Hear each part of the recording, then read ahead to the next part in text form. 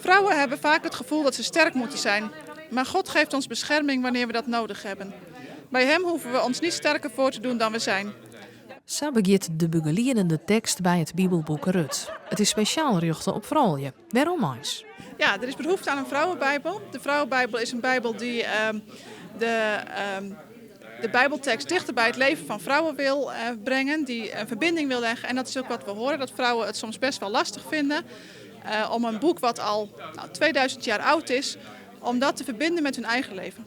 De Bibeltekst zelfs wordt net veroren. Wel ieder extra studiemateriaal van vrouwen, zoals biografieën en meditaties. Waar wij in deze Bijbel volgens gekozen hebben, is om heel erg relaties te benadrukken. Vrouwen vinden relaties heel belangrijk.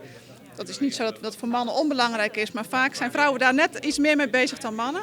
En vanuit die relationele invalshoek voegen we dus extra dingen toe aan de Bijbeltekst, waardoor het ook makkelijker wordt om die Bijbeltekst en ook wie God zegt dat hij is in die Bijbeltekst, om dat betekenis te laten geven in je eigen leven.